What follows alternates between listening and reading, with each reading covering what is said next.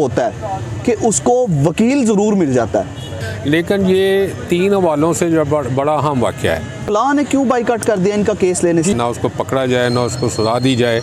तो इन तो रोज़ कर रहे हैं, हम झूठ बोलते हैं, मिलावट करते हैं, गुंडागर्दी करते हैं। आप ये नहीं समझते कि हमारी अदालतों से बर वक्त इंसाफ नहीं मिलता? बहुत बंदे कत्ल तो यहाँ पे रोज़ होते हैं, यहाँ पे कत्ल इतना बड़ा वाक़या नहीं समझा जाता। ज़्यादा लोग ऐसे हैं जिनको रिहा कर दिया गया है, कहते हैं इनको किस तरह सजाएं दी जाएंगी, किस तरह इनका आगे चलकर मामला किया जाए। अभी तक चलान जमा नहीं हुआ, अभी तक नहीं हुआ। ये चलान का हमने यही सुना है, मोटरसाइकिल का चलान हो गया, हमने जाके फीस जमा करा दी। को सजाए मौत हो सकती है। मतलब सारे लोगों को 52 के 52 लोग, वैसे ऐसी तारीख हुई कि 52 लोगों को एक साथ सजाए मौत, और लोगों ने चौराहों पर लटका कर 2 भाइयों को कत्ल कर दिया था। वहाँ पे भी स्ट्रांग एविडेंस मौजूद थे, वीडियोस मौजूद थी। 15 लोग बाद अदालत का फैसला है, वो कुछ भी कर सकती है। पाकिस्तान का कोई भी वकील इनके हक में खड़ा नहीं होगा।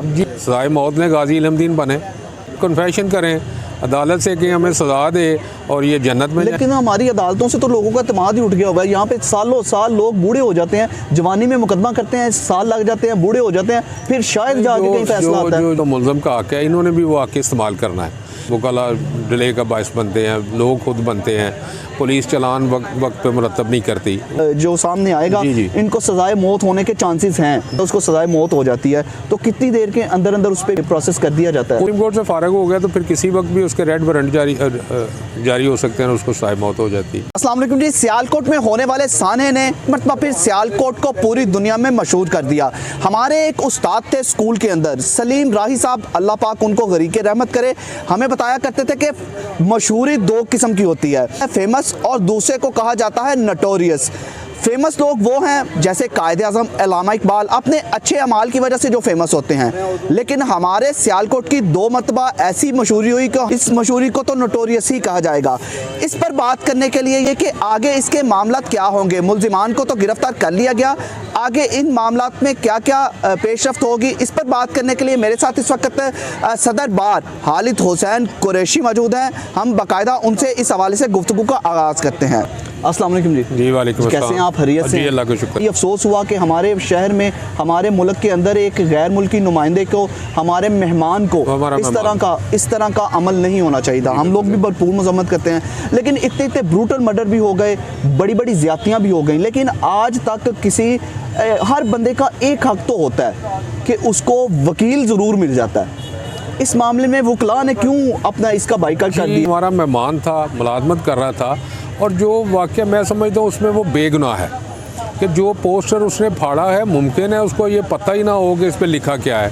गैर मुल्की था तो उसकी ज़बान और थी, हमारी ज़बान और है, तो कोई इतना बड़ा फेल नहीं कर बैठा था कि उसको जिस तरीके से मारा गया है उस तरीके से मारा जाता। पुलिस के हवाले करते, चलान अदालत में आता, उसको सज़ा होती।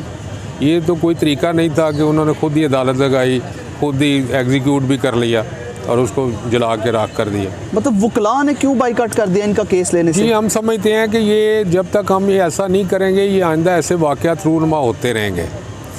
मेरी DPO साहब से भी मुलाकात भी हुई थी और रिक्वेस्ट भी मैंने की थी कि किसी बेगुनाह को इस वाक़या में मुलव्वस ना किया जाए, ना उसको पकड़ा जाए, ना उसको सज़ा दी जाए, लेकिन जो गुनाहगार हैं उनको नहीं छोड़ना चाहिए। ये बड़ा ज़ालमाना फेल है। लेकिन हमारा जो मज़हब है इस्लाम बड़ा खूबसूरत मज़हब है। हमारे यहाँ तो इख्तलाफ जो हिंदुओं से है वो ये है कि वो मुर्दे को जलाते हैं, मुर्दे को भी नहीं जलाते, और हमने खुद ये काम करके तो अपने मज़हब की नफ़ी कर दी है, अपने खूबसूरत दीन की नफ़ी कर दी है। मतलब आप क्या समझते हैं ऐसे मामला क्यों रूनुमा हो रहे हैं माशरे में? जी, ये अदम बर्दाश्त की वजह से है, और ये जहालत मैं कहूँगा इसको, कि लोगों को पता ही नहीं कि तौहीन क्या होती है। तौहीन तो रोज़ कर रहे हैं हम, झूठ बोलते हैं, मिलावट करते हैं, गुंडागर्दी करते हैं, धोखाधड़ी करते हैं, तो ये तौहीन ही करते हैं। आप ये नहीं समझते कि हमारी अदालतों से बर वक्त इंसाफ नहीं मिलता? बहुत से ऐसे वाक़यात हैं हमारे सामने से गुजरे, जैसे बड़ी मिसालें हैं, जैसे रेमंड डेविस ने हमारे शहरियों को मारा, वो चला गया। एक आसिया मलूना थी, उसका केस बड़ा हाईलाइट हुआ, उसका इंसाफ नहीं मिला लोगों को। क्या इन चीज़ों का गुस्सा तो नहीं आप देख रहे लोगों में पाया जा रहा है कि अपनी अदालत ही लगा लेते हैं? ये भी आप कह सकते हैं, लेकिन ये वाक़या उससे कतई मुख्तलिफ है। वो है कि जिसमें कोई बंदा मुद्दई था, उसका मुल्ज़म जो है बरी कर दिया अदालतों ने, वो समझता है मुझे इंसाफ नहीं मिला, तो वो कानून को अपने हाथ में ले लेते हैं और बदला लेते हैं। लेकिन ये सरासर मुख्तलिफ है। ये किससे बदला लिया हमने? उसका क्या कसूर था इतना बड़ा कि वो एक पोस्टर फाड़ बैठा है जिसका उसको पता भी नहीं था कि इस पे लिखा क्या है। अगर वहाँ पे 5-10 आदमी मलक अदनान जैसे और होते तो ये वाक़या कंट्रोल हो जाता, फैक्ट्री के अंदर ही रह जाता। बंदे कत्ल तो यहाँ पे रोज़ होते हैं, यहाँ पे कत्ल इतना बड़ा वाक़या नहीं समझा जाता, लेकिन जिस तरीके से किया गया है और जिस शख्स को किया गया है ये बहुत इंपॉर्टेंट है। 834 के करीब इन्होंने मुल्जिमान, जो FIR दर्ज की गई थी, मुद्दई मुकदमा था SHO उगो की, उनके मुताबिक 800 से 900 अफराद थे FIR के अंदर इन्होंने दर्ज किया है, लेकिन अभी तक 134 मुल्जिमान इन्होंने गिरफ्तार किए। उनमें से भी बहुत ज़्यादा लोग ऐसे हैं जिनको रिहा कर दिया गया है कि इनका कोई कसूर नहीं है। तकरीबन 52 लोगों को बताया जा रहा है कि इनका कसूर है, तो हम लोग जो है ना इनसे इन्वेस्टिगेशन कर रहे हैं। उनमें से कुछ ये है कि कुछ होते हैं खामोश तमाशाई, अक्सरियत मुमकिन है उनकी हो जिन्होंने ना उसको मारा है ना बचाया है, लेकिन जो ज़िम्मेदार होंगे वो इतने ही होंगे। ये बड़ा फूंक के वो तफ्तीश कर रहे हैं, फॉरेंसिक लैब की भी मदद दे रहे हैं और हमारी भी उनमें कोशिश यही है कि किसी बेगुनाह को उसमें मुलव्वस ना किया जाए। मतलब आप क्या समझते हैं एज ए कानूनदान इनको किस तरह सज़ाएं दी जाएंगी? ये है कि चलान जो है अदालत में आएगा, स्पेशल कोर्ट में इनका चलान आएगा, फर्द जुर्म मरतब होगी, एविडेंस आएगी और उस एविडेंस की बुनियाद पर जो भी मुलव्वस पाया गया। अभी तक चलान जमा नहीं हुआ? अभी तक नहीं हुआ। ये कितने दिन का प्रोसेस होता है चलान? 15 दिन में जमा करवाना तो मुकम्मल या नामुकम्मल ही, लेकिन ये क्योंकि मुल्ज़मान इसमें ज़्यादा हैं जी तो इसमें हालात ज़रा स्पेशल सर्कमस्टांसेस हैं, उस हवाले से मुमकिन है थोड़ी देर हो जाए। 15 दिन में वैसे मुकम्मल करके। अच्छा, आम आदमी को चलान के हवाले से नहीं पता, चलान का हमने यही सुना है मोटरसाइकिल का चलान हो गया, हमने जाके फीस जमा करा दी। इस चलान के हवाले से थोड़ा सा अगर आप बता दें। चलान ये है कि जो भी उनके खिलाफ इंक्रीमिनेटिंग एविडेंस आएगी वो कलेक्ट करके उसकी पोस्टमार्टम रिपोर्ट होगी, गवाहों के बयानात होंगे और जितनी भी इसके फॉरेंसिक लैब की रिपोर्ट्स होंगी वो सारी करके चलान मुरतब करके अदालत में भेजेंगे। उस चलान की बुनियाद पे वो केस चलना होता है। अब क्या एक्सपेक्ट कर रहे हैं, क्या क्या सज़ाएं हो सकती हैं इनको? जी, इनको सज़ाए मौत हो सकती है। मतलब सारे लोगों को 52 को भी हो सकती है।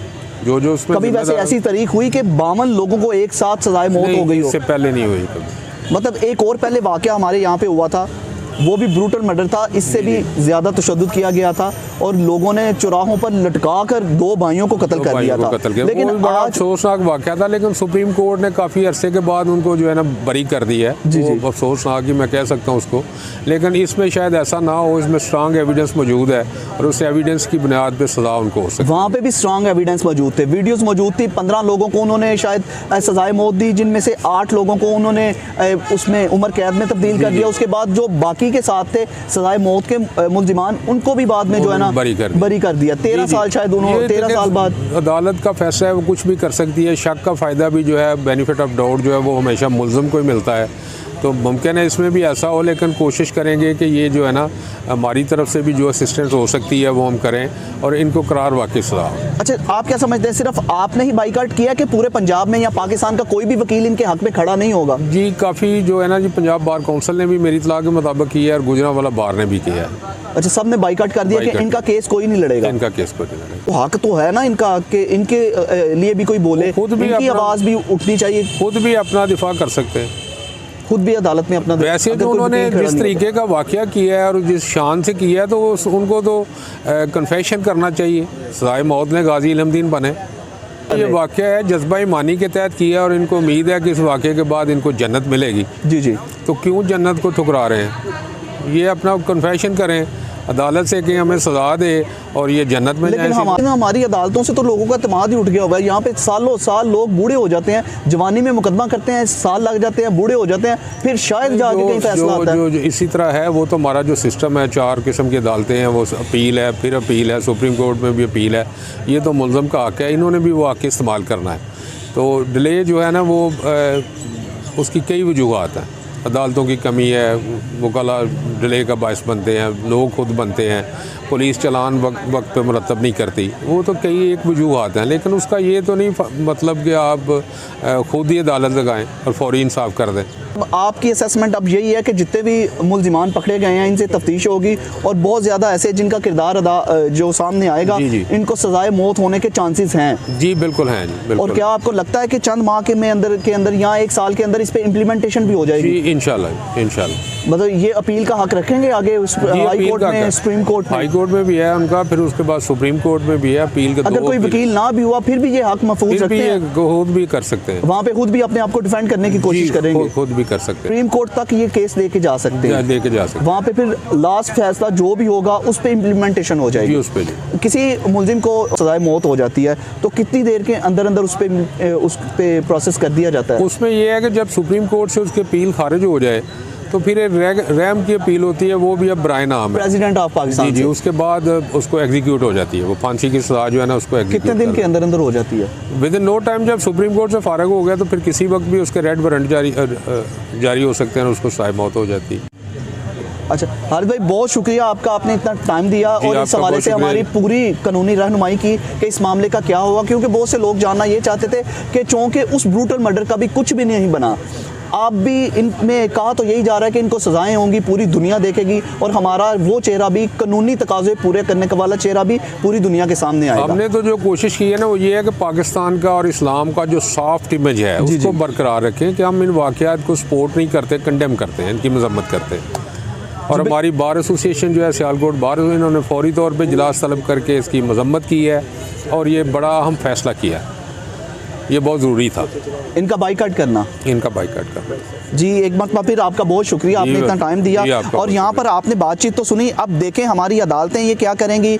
सुना तो यही है कि 134 मुलजिमान में से 18 मजीद मुलजिमान को गिरफ्तार किया गया और टोटल तादाद 152 हो गई। इसके साथ साथ 152 मुलजिमान में से सिर्फ 52 मुलजिमान ऐसे हैं जिनका मरकज़ी किरदार बताया जा रहा है और इसके साथ साथ उनके फ्रांसिक लैब में मुकम्मल टेस्ट भी करवाए जा रहे हैं, फोटोग्राफी टेस्ट भी करवाया जा रहा है, DNA टेस्ट भी और थंब इम्प्रेशन भी, ताकि वीडियोस की मदद से, CCTV कैमरास की मदद से इनकी मुकम्मल छानबीन करके इनको मरकज़ी किरदार इनका अदालत के सामने चलान पेश किए जाएँ। सज़ा सिर्फ उन मुलजिमान को दी जाए जिन्होंने उस पर तशद्दुद किया और इस पुरतशद्दुद वाक़े को हवा दी। यहाँ से अपने भाई नदीम गौरी को इजाज़त दीजिए, अपना बहुत सा ख्याल रखिएगा और हमें दुआओं में याद रखिएगा। अल्लाह हाफिज़। पाकिस्तान जिंदाबाद।